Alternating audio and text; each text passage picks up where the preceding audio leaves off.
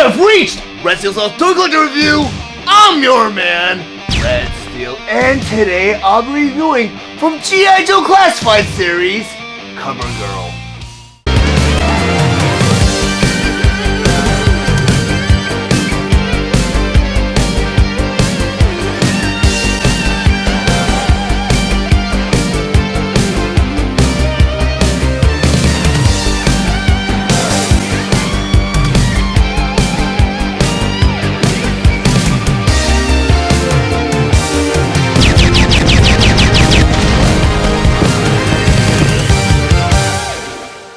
G.I. Joe Classified Series, CoverGirl. But before I get into the actual review, I just want to go over some of the old school details on this packaging. Up front, here's two blisters showing you the figure, now for accessories inside. In the top corner, you have a warning label that says, choking hazard, small parts, not for children under 3. The other corner, you have a 4+, which is age requirement for this figure. Then across top, you have the G.I. Joe logo, below that it says, Courtney CoverGirl Krieger. And down here, a vintage illustration of CoverGirl. In the corner, you have the old school Hasbro emblem. Now, the back of the packaging here, on the very top again, you have the G.I. Joe logo. Below that, it says, knowing is half the battle. Up top here, you have a file card. Over here, a profile picture of CoverGirl. Below that, you have the G.I. Joe logo. Then up here, it says, CoverGirl, Courtney A. Krieger. Role, armored fighting vehicle driver. Primary specialty, armor. Secondary specialty, AFV mechanics. Birthplace, Peoria, Illinois. Over here it says, CoverGirl was a high fashion model before going disillusioned and enlisted to put new direction in her life. Her phenomenal mechanical repair and driving skills reduced most people to stuttering fools, even more so than their stunning good looks. Then down here we cross up all the other available figures. G.I. Joe Classified Series Retro Cardback Covergirl. CoverGirl was released on September 29th, 2025 with the suggested retail price of $24.99, and she's available at all major retailers. CoverGirl was released along with the other G.I. Joe Classified Series Retro Cardback Wave 5 figures, Flint and Televiper. CoverGirl has multiple points of articulation for dynamic posability. Her accessories include her pistol, rifle, alternate head, alternate hair with baseball cap, 2 alternate hands, sledgehammer, wrench, and figure stand. CoverGirl stands 6 inches tall, and she was meant for fans ages 4 and up. Now that I have CoverGirl on my display table, we'll go over some of her play features and accessories. First, I talk about her figure stand. These figure stands and nice little bonuses are included with the retro cardback figures. Now, I have a lot of mainline figures that would have benefited from these stands, because once you have these figures fully armed and loaded, they become very off balance and top heavy, and they have a very hard time standing on their own. So these would have been nice little additions or welcome additions to those figures. But I'm glad they include these with the retro cardback figure. And these display stands are really nicely made. There's a lot of mold detail. Up front here, you have this little groove in front, perhaps for a nameplate. Then on top here, you have the G.I. Joe logo, and you have these 2 pegs. In order to put CoverGirl on this display stand, you turn CoverGirl over on the heels. He has the porthole right there and right there. Take those pegs at the top of the display stand, plug it right in her heel just like that, and just like that. And now you have CoverGirl on her display stand. And it's pretty sturdy too, so I can kind of rotate this around without fear of her falling over. It's very, very nicely done. And I have, like, most of my figures that are displayed now are the retro cardback figures, and there's no fear of those figures falling over on my display stand. The next accessory I'm going to bring in are her alternate hands, and her 2 alternate hands are 2 closed fists. And these alternate hands have some great detail. I mean, you got some knuckle detail, back of the hand detail, fingernail detail, even palm detail. Or to swap out these hands, you want to take the old fist and pop it away from the wrist, just like that. At the end of the fist, you have a tapered peg. At the end of the wrist, you have a porthole. Take that tapered peg and put it right into the wrist, just like that. And now you have CoverGirl with her alternate hand. Very, very cool. Now I went ahead and I put the default hand back in because there are other accessories that I can arm her with, and I can't do that with a closed fist. So I'm going to go ahead and take these closed fists and put them off to the side. The next accessory I'm going to bring in is her alternate hair and hat, which I think is really, really nicely done. And they made it very customizable, because as you can see, the face sculpt with the hat here is one where she just kind of has that regular look on her face, but she's not smiling or showing much emotion. default head here, she's smiling, and we all know that CoverGirl is a model, so they kind of did a great job with the head sculpt here. They made it look very beautiful, and it reflects her being a model. She kind of has that model look to her. And the nice thing too is you can actually take the head here and separate it from the hair, so you can swap out the hair pieces. So if you want CoverGirl to wear the hat and smile, you have that option, because the head sculpts have that little peg at the top here, and inside the hairpiece you have a little porthole, and you just plug it right in just like that. And this head sculpt's fantastic. It also carries, it kind of gives her that, still carries on that beauty that she has as a model. At the same time, gives her that baseball cap that kind of gives her that grounded look, where she has that grease monkey look, where she could work on cars. And I love that the mechanic's hat here with Pitt's Garage on the very top. Very, very nicely done. Even the head sculpt, you get the braided hair in the back. Here was default hair here. Very long and beautiful. They did a great job with the hair sculpt here. But in order to swap out the heads, you just take a default head and you pop it from the neck, just like that. Top of the neck here, you have a ball socket joint. Bottom of the head, you have a ball socket port. I'm going to grab this one right here, because I really do like this head sculpt.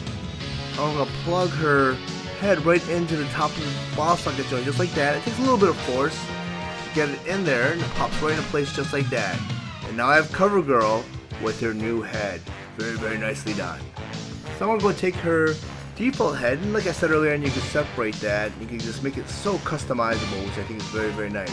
So if you want her smiling with a cap on, you can do that too. But I'm going to take this head and put it off to the side. The next accessory I'm going to bring in is her pistol. This pistol is really nicely done because it's molded out of one color, but there's a lot of detail. You got handle detail, trigger detail, and you even got the chamber detail right here. Order the arm CoverGirl with her pistol. You have her hand right here. You kind of want to open up her hand a little bit to fit the handle through the hand. And the nice thing about all these G.I. Joe Classified Series figures is they're molded with a trigger finger, and they have a little porthole where the trigger should be, so you can actually have her armed with her pistol. Very, very nicely done. And another cool detail of these Classified Series figures is you can store these weapons on your figures. And if you're a kid from the 80s, unfortunately, they had that detail, but it was a molded detail where they had maybe a pistol and a holster on the leg, but that was part of the character. With G.I. Joe Classified Series, these holsters are actually functioning holsters, but you can actually slip accessories into these holsters just like that. So now you have her pistol stored on her holster. Very, very nicely done. So the next accessory I'm bringing in is her wrench. And this wrench is nicely done too. The details kill me on these figures because it looks like a functioning wrench. You have a little screw right here that opens and closes the wrench. Unfortunately, it doesn't open and close. Just a molded detail. Very, very nice thing. You even have that little hole at the end to store this, or have this maybe hanging on some sort of pegboard in the garage. Very cool. But order armor with her wrench. You just slide the wrench right in her fist, just like that. And now you have CoverGirl with her wrench. Nice detail. You can also store this on CoverGirl because on the back of her belt right here, she has a little slot right there. So what I'm going to do is I'm going to slide this wrench right into that slot, just like that. And now you have CoverGirl with the wrench stored on her belt. Very cool. And as you can see, the more accessories I put on, and if this didn't have a stand, this figure would probably have a hard time standing. So I really do love these stands here. They're very, very nice, nicely welcome additions to these figures. The next accessory I'm bringing in is her sledgehammer. And this sledgehammer, again, nice detail.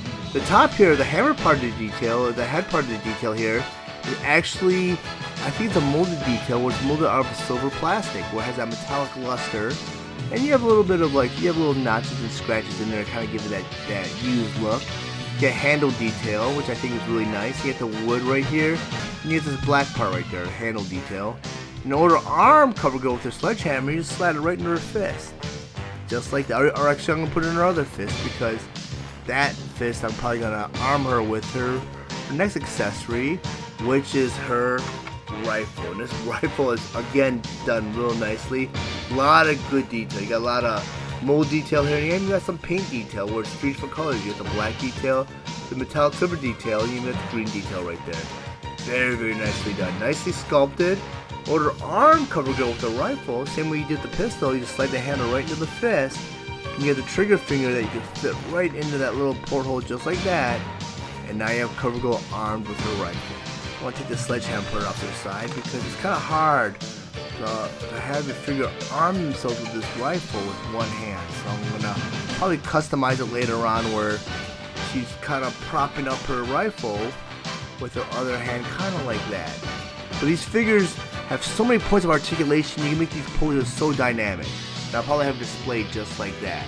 But there's many points of articulation also. You have ankle articulation, you have boot articulation, double jointed knee, you have thigh swivel, hip articulation, waist articulation, torso articulation, you got wrist, double jointed elbow, you got shoulder, you got the bottom of the neck and top of the neck, and you have a ball socket joint for the head. Very, very nicely done.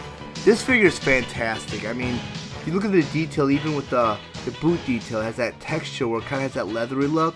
Then even when you move up to the pants right here, you got the clothing detail. And I'm going to rotate her a little bit so these lines of the clothing line up with each other. Such great detail. You got pocket detail, the jacket detail where you could probably remove this jacket, but it will look very odd because the sleeves of the jacket are green and the shirt's actually brown.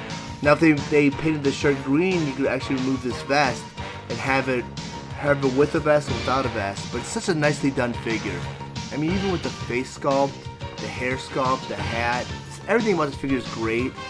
I know the original CoverGirl from what I can remember as a kid, she had red hair, so I'm not sure why they made the change, or that maybe that was a production error, because Scarlett also had red hair too.